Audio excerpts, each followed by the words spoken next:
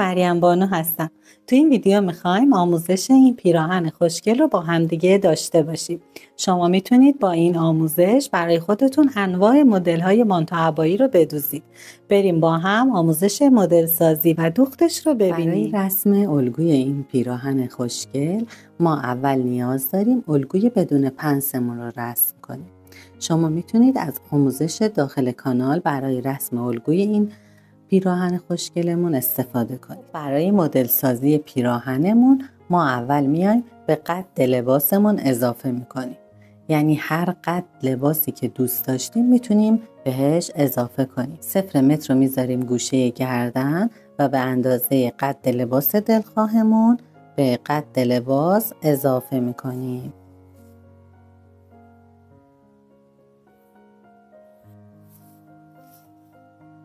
قسمت جلو هر عددی که به قد لباس اضافه کردیم، قسمت پشت هم همون عدد رو اضافه میکنیم.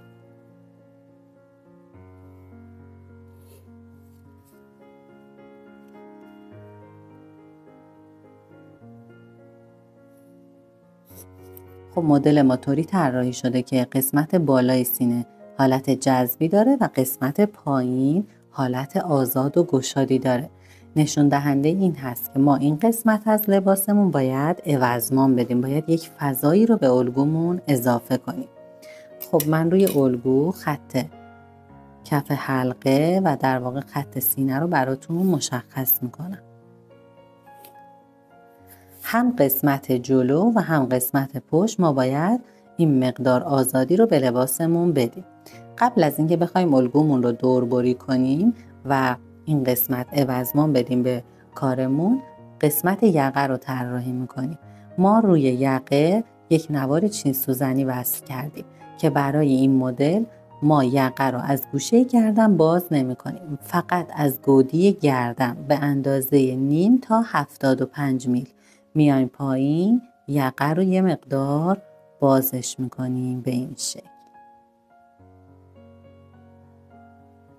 قسمت پشت دیگه کاری نداریم چون فقط قسمت وسط جلومون یقه رو باز کردیم. سجافش رو طراحی میکنیم. قسمت وسط جلو 6 تا 7 سانت میام پایین علامت میزنم. قسمت سرشانه 4 تا 5 سانت. قسمت پشت هم هر عددی که قسمت جلو داخل شدیم اینجا هم همون عدد رو داخل میشیم. وسط پشت 8 تا 10 سانت میام پایین و سجاف پشتمون رو طراحی میکنیم. بعد از اینکه سجاف رو طراحی کردیم دور تا دور یقه رو اندازه میزنیم. هر عددی که بود ضرب در 2 میکنیم تا اندازه دور یقه کاملمون رو به دست بیاریم. هر عددی که به دست آوردیم، یعنی مثلا عدد دور یقه من عدد 20 شد، 20 رو ضرب در 2 کردم شد 40. برای دور یقه ما باید یه مستطیل درست کنیم. این نوار چین سوزنی ما در واقع یک مستطیل هست. طول و عرضش چقدره؟ طولش به اندازه 2 برابر دور یقه کلمون هست. یعنی من عدد 40 که به دست آوردم دوباره ضرب در 2 میکنم تا اندازه طول این نوار چین سوزنی رو به دست بیارم که میشه 80. پس من یک مستطیل درست میکنم به طول 80 سانت و عرض 5 سانت. تا 6 سانت هم میتونید عرض کار رو در نظر بگیرید. خیلی دقت کنید که ما این نوار رو قرار از وسط تا کنیم و دولای پارچه در واقع چین سوزنی بدیم. تمام مراحل دوختش رو خدمتتون توضیح خواهم داد. خب بریم سراغ این قسمت از لباسمون. ما میایم خط کف حلقه رو از وسط نصف میکنیم. هم قسمت جلو هم قسمت پشت. یک خط صاف تا پایین لباس رسم میکنیم.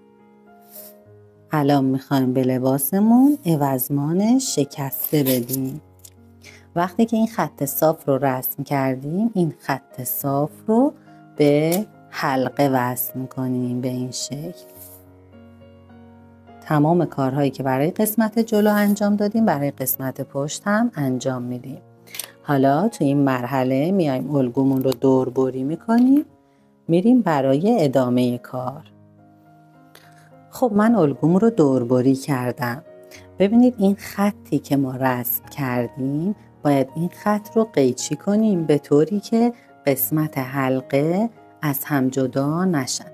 به این شکل در یک نقطه در واقع به هم وصل هستن. حالا من الگوم رو روی کار فیکس میکنم. ما این قسمت باید یک فضایی رو به الگومون بدیم. خط وسط جلو صاف قرار میگیره و ما فقط این خط پهلو رو عوضمان میدیم و در واقع بازش میکنیم. خب قسمت وسط جلو رو ثابت نگه میداریم، این قسمت رو بهش عوضمان میدیم. عددی که این قسمت به لباسمون عوضمان میدیم بین 10 تا 20 سانت هست. من این قسمت 10 سانت عوضمان دادم. الگوم رو روی کار فیکس میکنم. هر عددی که این قسمت به کارم عوضمان دادم نصفش رو مشخص میکنم و این عدد نصف رو به پهلو اضافه میکنم و علامتی که زدم رو به زیر حلقه وصل میکنم به این شکل. قسمت پایین لباس رو با دستم آرایش میکنم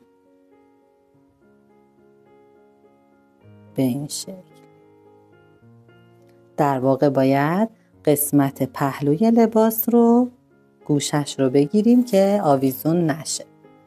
خب به این شکل الگوی جلو رو مدل سازی کردیم. قسمت پشت هم دقیقاً مثل قسمت جلو.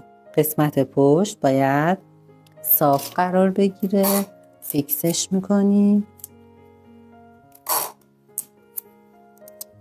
و قسمت پهلو رو به این شکل با دستمون باز میکنیم تا عوضمان بخوره.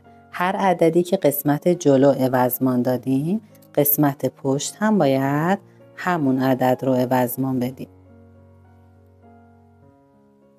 این نکته خیلی مهمی هست که عدد عوضمان ها باید در قسمت جلو و پشت الگو دقیقاً اندازه هم باشه. نصف عددی که این قسمت عوضمان دادیم از پهلو بیرون میریم و به زیر حلقه وصل میکنیم و قسمت پایین لباس رو آرایش میکنیم به این شکل. الگومون آماده دوربری هست. الگو رو دوربری میکنیم، میایم خدمتتون. خب به این شکل ما الگوهامون رو آماده کردیم. الگوی آستین هم هر مدلی که خودتون دوست داشتید میتونید مدل سازی کنید. من برای این مدل آستینش رو مچی طراحی کردم. مقدار جای دوختی که برای الگومون لحاظ میکنیم به این شکل هست که قسمت وسط جلو دولای بسته پارچه قرار میگیره. یقه 1 سانت، سرشانه 1 سانت، حلقه 1 سانت، پهلو 2 سانت و پایین لباس 2 سانت جای دوخت نیاز داریم. قسمت پشت، وسط پشت دولای باز پارچه قرار میگیره. میخوایم زیپ دوزی کنیم. یقه 1 سانت، سرشانه 1 سانت، حلقه 1 سانت، پهلو 2 سانت و پایین لباس 2 سانت جای دوخت لحاظ میکنیم. برای آستین تمامی قسمت ها 1 سانت جای دوخت لحاظ میشه. بریم با هم دوخت این مدل پیراهن خوشگل رو ببینیم. خب دوستای گلم، ما برشامون رو انجام دادیم. حالا میریم سراغ دوخت. اولین مرحله دوختمون دوخت زیپ مخفی به لباسمون هست. بریم با هم زیپ مخفیمون رو بدوزیم. خب این وسط پشت ما هست. من 2 سانت جای دوخت گذاشته بودم برای دوخت زیپ و دوخت وسط پشت. این 2 سانت جای دوختم رو با صابون علامت زدم. از بالا شروع میکنم به دوخت. قبل از اینکه زیپم رو بدوزم از بالا شروع میکنم با دوخت درشت چرخ تا جایی که علامت زدم دوخت درشت انجام میدم. ببینید زیپ من بلندیش 50 سانت است. من در حدود 45 سانت اومدم پایین و یک خط کشیدم که تا اینجا دوخت درشت انجام بدم. این قسمت دوخت رفت و برگشت میزنم. بعد میام ادامه دوختم رو با دوخت معمولی چرخ انجام میدم. بعد از اینکه این قسمت رو دوختیم درز رو باز میکنیم و اتو میکنیم. برای اتوکاری یک بار به این شکل اتوکاری میکنیم، بعد درز رو باز میکنیم، اتوکاریش انجام میدیم.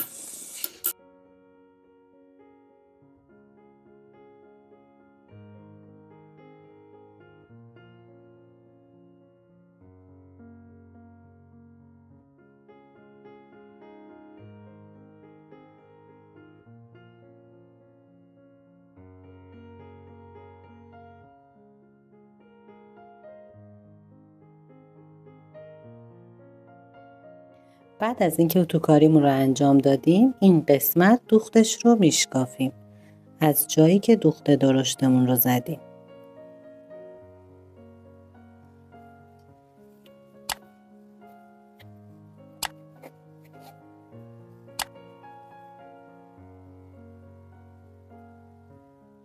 خب بعد از اینکه این قسمت رو شکافتیم، میخوایم زیپ مخفی رو وصل لباس بکنیم.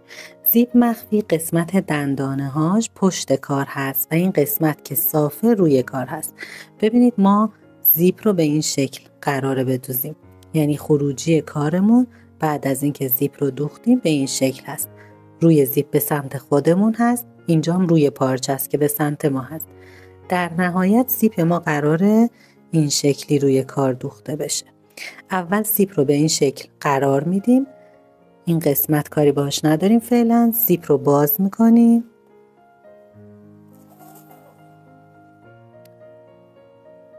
این سمت به این شکل لبه زیپ قرار دوخته بشه.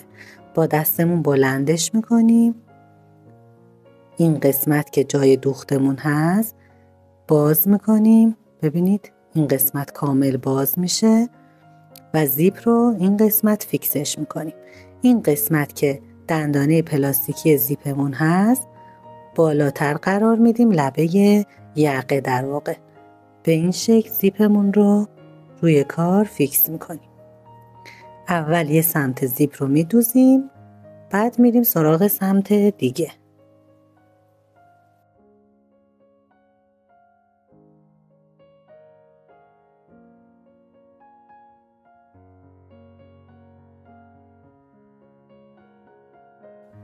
بعد از اینکه زیپ رو فیکس کردیم میریم پشت چرخ با پایه زیپ مخفی زیپمون رو میدوزیم. ابتدای کار دندانه زیپ رو با دستمون باز میکنیم، سوزن رو میاریم روی کار جایی که قراره زیپمون دوخته بشه و دوخت زیپمون رو شروع میکنیم. دندانه زیپ باید دقیقاً روی خط اتومون باشه.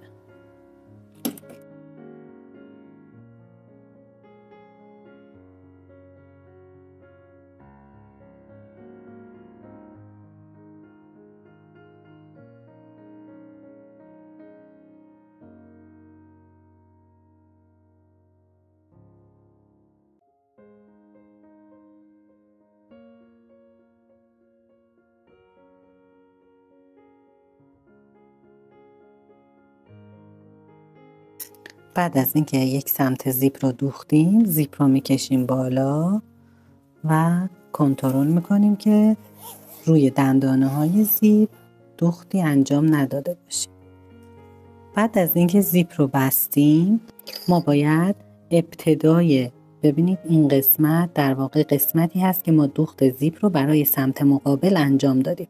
این سمت هم ما باید یک علامتی بزنیم که سمت مقابل دوخت زیپمون رو از این قسمت شروع کنیم.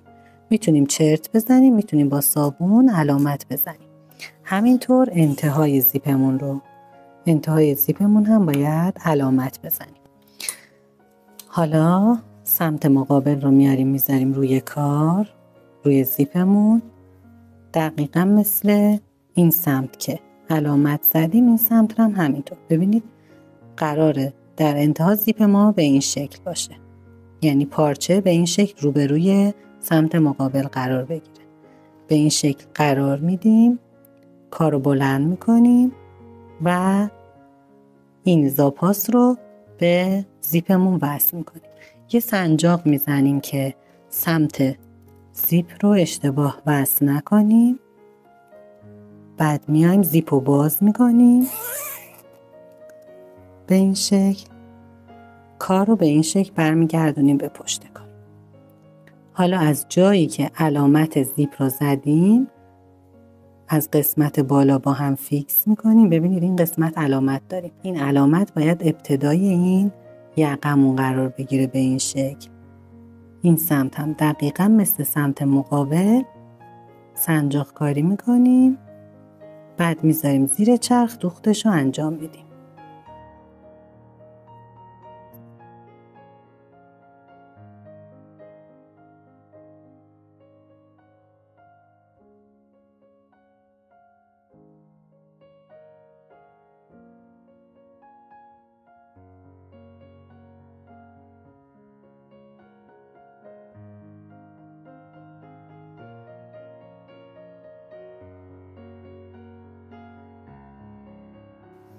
خب بعد از اینکه زیپ رو دوختیم زیپ رو میبندیم.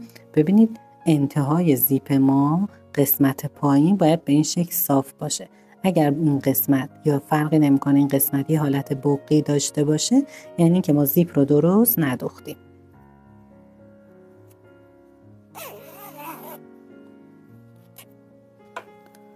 میبریم پشت میز اتو و این قسمت رو اتوکاری میکنیم.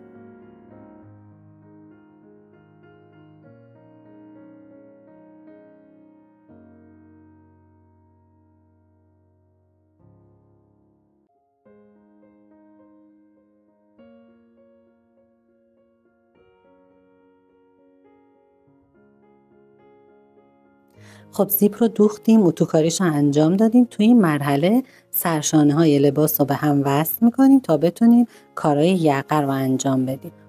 سرشانه ها رو به هم وصل میکنیم، اتوکاریش رو انجام میدیم، میایم برای وصل یقه. خب سرشانه های لباس رو به هم وصل کردیم. توی این مرحله میخوام کارهای یقه رو انجام بدیم.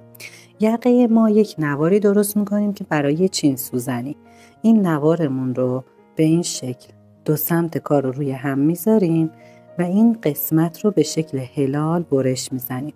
ببینید این قسمت رو به شکل هلال برشش میزنیم.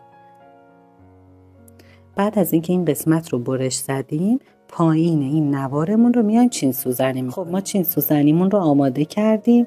توی این مرحله باید چین سوزنیمون رو وصل سجاف کنیم. اول سجافمون رو آماده میکنیم. ببینید این سجاف یقه جلو هست، این هم سجاف یقه پشت. سرشانه های سجاف رو به هم وصل میکنیم، میدوزیم، اتو میکنیم درزشو، میایم چین سوزنی رو وصل سجاف میکنیم. سرشانه های سجاف رو دوختیم، اتوکاریش رو انجام دادیم. این قسمت وسط پشتمون هست. از وسط پشت ما 2 سانت جای دوخت گذاشته بودیم. از وسط پشت 2 سانت داخل میشیم، در هر دو سمت کار علامت میزنیم. حالا میایم چین سوزنی که آماده کرده بودیم از این علامت 2 سانتی به این شکل روی سجاف وصل میکنیم. روی سجاف به سمت خودمون هست و روی نوار چین سوزنی رو روی پارچه قرار میدیم. دور تا دور قسمت یقه سجاف وصل میکنیم. چین سوزنی رو به سجافمون وصل میکنیم، میایم برای ادامه کار. خب نوار چین سوزنیمون رو به سجاف دوختیم. حالا میایم روی سجاف به روی بالاتنه قرار میدیم و دور تا دور سجافمون رو میدوزیم. ببینید وسط جلو علامت زدیم، وسط جلوی سجاف هم علامت زدیم. این دوتا علامت رو با هم جفت میکنیم. سنجاق میزنیم. درز سرشانه سجاف رو با درز سرشانه بالاتنه با هم جفت میکنیم.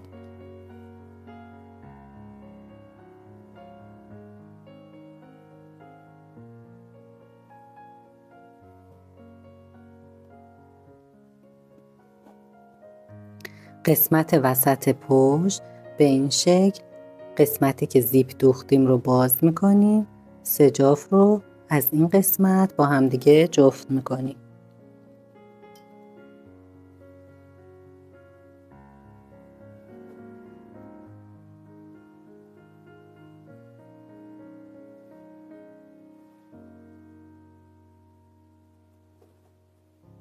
میبریم میذاریم پشت چرخ و دور تا دور سجاف رو دوخت میزنیم و سجاف وصل بالاتنه میشه. بعد از اینکه سجاف رو وصل بالاتنه کردیم زاپاس رو به سجاف میخوابونیم و این قسمت یه دوخت نیش انجام میدیم.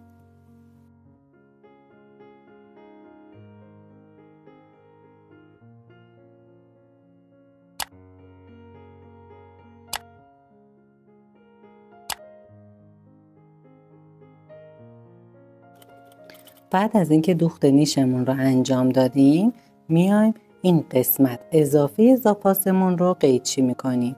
کار یه مقدار سبک بشه.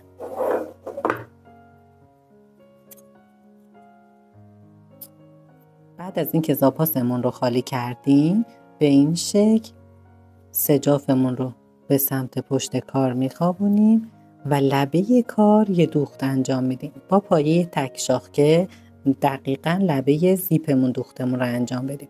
خیلی دقت کنید که دوختتون روی دندانه های زیپ نیفته. کنارش دوخت رو انجام بدید. هر دو سمت کار سجاف رو طوری بدوزید که انتهای سجاف ها دقیقاً روبروی هم قرار بگیره.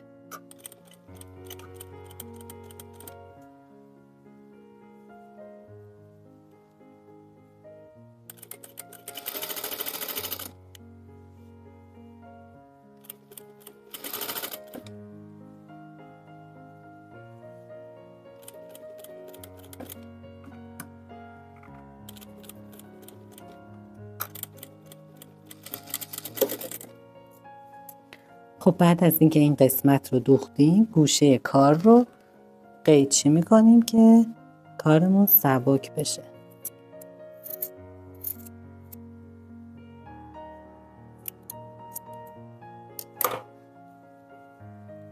به این شکل کار رو برمیگردونیم و انتهای زیپمون خیلی تمیز و مرتب میشه. هر دو سمت کار به این شکل این قسمت زیپ رو میدوزیم. خب دوخت یقه رو انجام دادیم. تو این مرحله باید پهلوهای کار رو بدوزیم. مقدار زاپاسی که برای پهلوها گذاشتیم داخل میشیم، علامت میزنیم و پهلوها رو میدوزیم. دوخت پهلوها رو انجام میدیم، اتوکاریش رو میکنیم، بعد میریم سراغ دوخت آستینمون. پهلوهای لباس رو دوختیم، اتوکاریش رو انجام دادیم. تو این مرحله میخوایم آستین رو وصل کنیم. قبل از اینکه آستین رو وصل کنیم باید آستینمون رو آماده کنیم. آستین ما قسمت مچش میخوایم با پارچه سوزندوزی مچی براش بدوزیم. چون که این پارچه سوزندوزی که من دارم روش پولک کار شده، برای اینکه دست رو اذیت نکنه قسمت پشت آستین از یک پارچه معمولی استفاده کردم. به این شکل روی پارچه به روی پارچه قرار میدیم. قسمت بالای مچی یه دوخت ساده انجام میدیم. بعد از اینکه این قسمت رو دوختیم کار رو باز میکنیم. ببینید زاپاس روی سجاف میخوابه، قسمت پشت آستین یعنی قسمت داخلی آستین میخوابه و این قسمت یه دوخت نیش انجام میدیم. بعد از اینکه این قسمت دوخت نیش رو انجام دادیم یه اتو میزنیم. بعد میایم این قسمت رو تا میکنیم. ببینید چون دوخت نیش زدیم به سمت پشت کار تمایل داره. از روی کار یه اتو میزنیم.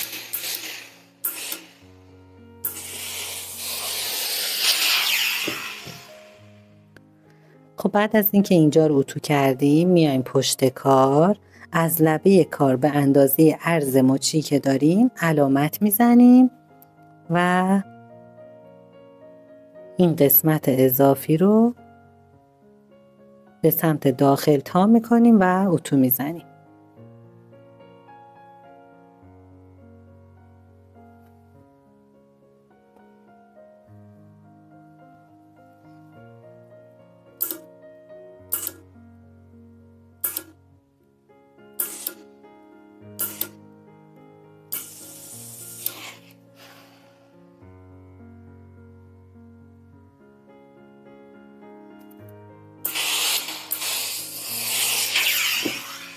به این شکل. بعد از اینکه مچی ما به این شکل اتوکاریش رو انجام دادیم کار رو باز میکنیم. دو سمت کار به اندازه طول مچی مورد نظرمون از دو سمت کار خط میکشیم. کار رو به این شکل برمیگردونیم از پشت کار. ببینید اینجا که دوخت نیش رو زدیم به این شکل تا میشه، یعنی دوخت نیش باعث میشه که این قسمت روی آستین به سمت پشت تمایل داشته باشه و این قسمت هر دو سمت کار دوخت دو طرف مچی آستین رو انجام میدیم. ببینید این قسمت رو نباید باز کنیم. به همین شکلی که اتوکاریش رو انجام دادیم دو سمت کار دوختمون رو انجام میدیم.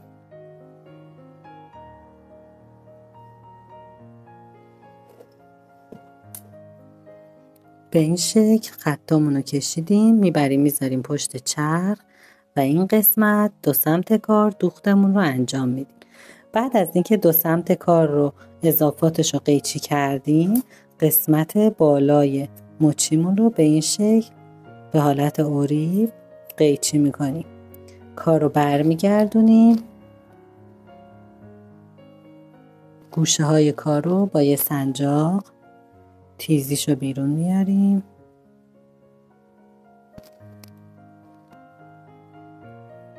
و اتوکاری میکنیم. مچیمون رو اتو میکنیم که بریم وصل آستین کنیم. خب مچیمون رو آماده کردیم، میذاریم کنار. حالا میایم سراغ آستین. این قسمت مچ آستینمون هست. دو سمت آستین رو به اندازه 5 تا 6 سانت از لبه مچی داخل میشیم، علامت میزنیم.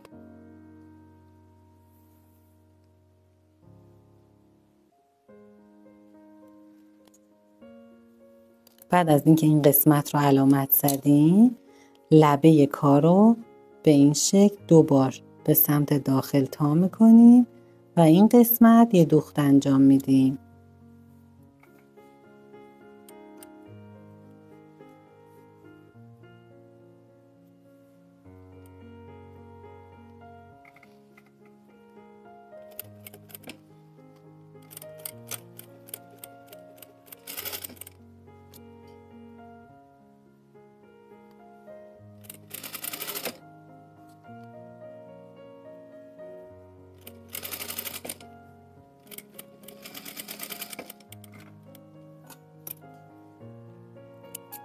سمت مقابل هم به این شکل دوختش رو انجام میدیم. خب بعد از اینکه دو سمت کار رو دوختیم، این قسمت باید چین سوزنی بدیم تا اندازه مچیمون بشه.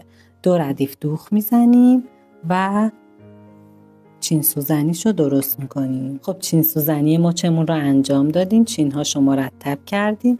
حالا روی پارچه به روی پارچه قرار میدیم، به این شکل سنجاق میزنیم و این قسمت مچی رو وصل آستین میکنیم. این قسمت یه دوخت انجام میدیم.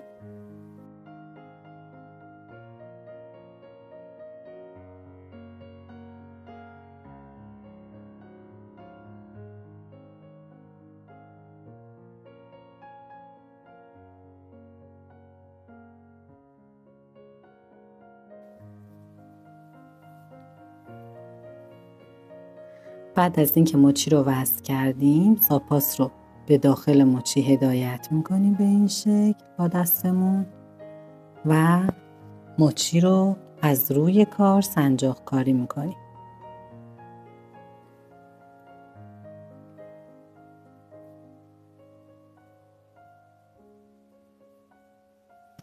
با فاصله های نزدیک سنجاق ها رو میزنیم که موقع دوخت این قسمت دچار مشکل نشیم، کم و زیاد نیاریم.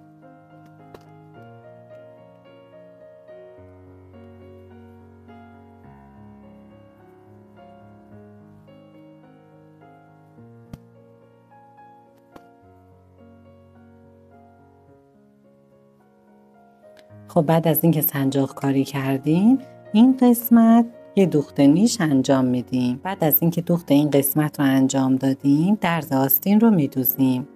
به این شکل دو سمت کار رو روی هم میذاریم، از لبه کار 5 تا 6 سانت داخل میشیم، علامت میزنیم و به این شکل حالت زاویه دار از این قسمت دوختمون رو شروع میکنیم و با 1 سانت جای دوختی که براش در نظر گرفتیم دوختمون رو ادامه میدیم.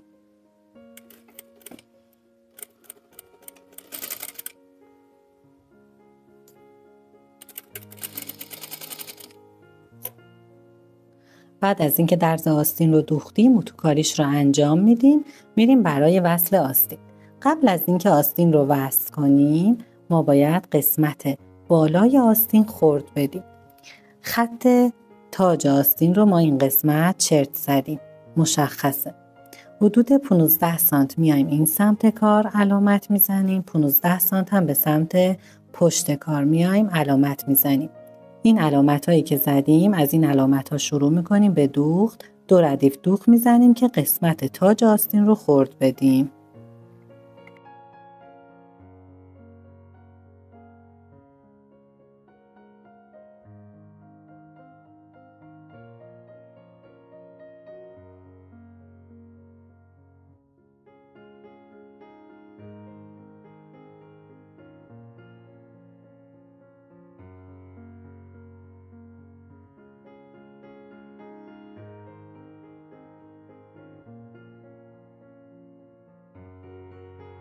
خب بعد از اینکه 2 ردیف دوخت انجام دادیم، باید قسمت تاج آستین خرد بدیم.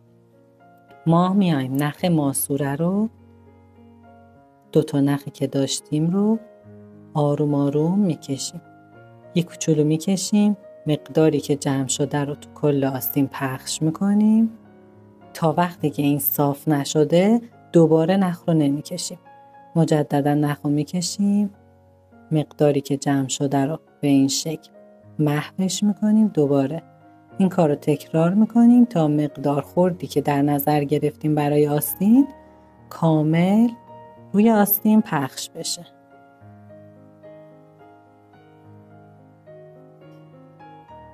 اگر به این شکل خرده آستین رو بدید، هیچ چین خوردگی قسمت آستین به وجود نمیاد.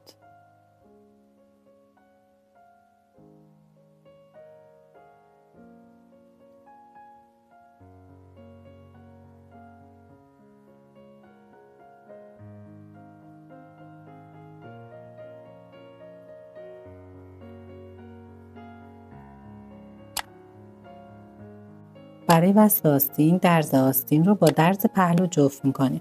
دستم رو از داخل لباس میارم بیرون، 2 تا درز رو با هم جفت میکنم و سنجاق میزنم. چون موقع دوخت آستین باید به سمت خودمون باشه، من سنجاق ها رو از سمت آستین میزنم. قسمت تاج آستین هم علامت داشتیم که علامت تاج آستین هم با سرشانه جفت میکنیم.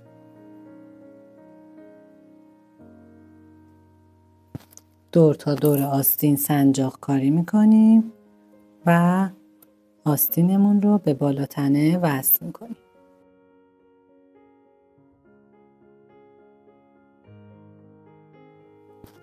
دوختمون رو از قسمت درز زیر آستین شروع میکنیم.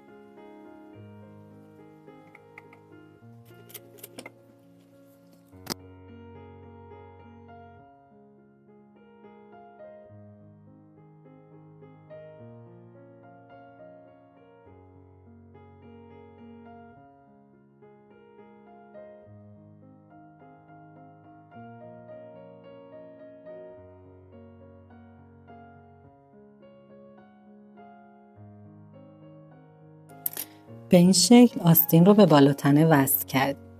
ببینید آستین رو از رو نگاه میکنیم. اگر دوختی که برای خرد آستین زده بودیم از روی کار معلوم باشه، این دوخت رو باید بشکافیم که روی کار ما دوخت تمیزی داشته باشیم. این دوخت رو میشکافیم، بعد میریم برای دوخت فتیلمون. بعد از اینکه آستین رو وصل بالاتنه کردیم، باید قسمت تاج آستین فتیله بزنیم. فتیله یک نواری هست که از خود پارچه درست میکنیم. طول این فتیلمون به اندازه 20 تا 24 سانت هست و عرضش هم به اندازه 3 سانت هست. پایین فتیله رو به این شکل به صورت هلال در میاریم. از وسط تا میکنیم، ببینید این دولایه است. از وسط تا میکنیم، اتو میکنیم. این فتیله رو وصل آستینمون میکنیم. از وسط تا میکنم، وسطش مشخص باشه. وسط فتیلمون رو به قسمت درز سرشانه وصل میکنیم. ببینید قسمتی که دولای باز هست باید روی درز سرشانه قرار بگیره و قسمت دولای بسته سمت داخلی آستین. سنجاق میزنیم و از روی کار ببینید از این قسمت که درز آستینمون دیده میشه، از این قسمت دوخت فتیله رو انجام میدیم. فتیله باعث ایستایی بهتر آستینمون میشه.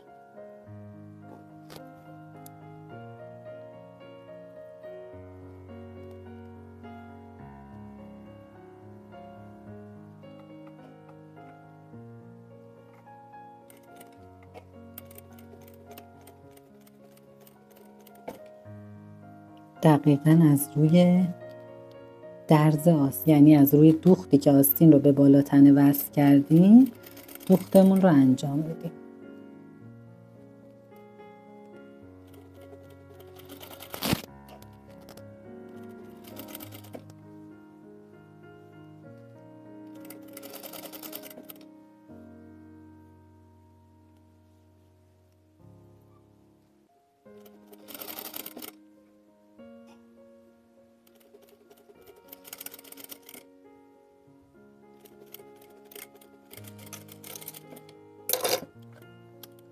بعد از اینکه فتیله رو وصل کردیم دور تا دور حلقه رو سردوز میزنیم. بعد از اینکه سردوز لباسمون رو زدیم میریم سراغ مرحله بعد. قسمت پایین لباسمون رو به اندازه جای دوختی که در نظر گرفته بودیم تا میکنیم و دوختش رو انجام میدیم. من برای قسمت وسط جلو یه بند تزیینی آماده کردم. وسط جلوی لباس رو مشخص کردم، علامت زدم. بندی که آماده کردم یک نوار مستطیلی شکل هست که عرض این نوارمون 6 سانت هست و طولش به اندازه 60 تا 70 سانت. این نوارمون رو هم از وسط تا میکنیم. ببینید این نوار مستطیل رو از وسط تا کردم، دوخت زدم. ببینید این قسمت دوختم، برگردوندم. الان میخوام این نوار رو به این قسمت بدوزم. وسطش رو پیدا میکنم. وسطش رو دقیقاً روی این علامتی که زدم میذارم و اینجا چند تا دوخت رفت و برگشت میزنم. ببینید من برای اینکه کارم تمیز بشه قسمت درز نوارم رو به سمت پایین قرار دادم که نمای قشنگی داشته باشه. خب به این شکل بند تزیینی لباس رو میدوزیم، یه توی نهایی به کار میزنیم. با نتیجه کار در خدمتتون هستم. خب عزیزای دلم خسته نباشید. خدا قوت. دوخت پیراهن خوشگلمون تموم شد. شما میتونید آموزش‌های ما رو تو پیام رسان‌های داخلی با نام آموزش خیاطی مریم بانو دنبال کنید. امیدوارم که از این آموزش هم نهایت استفاده رو برده باشید. موفق و پیروز باشید.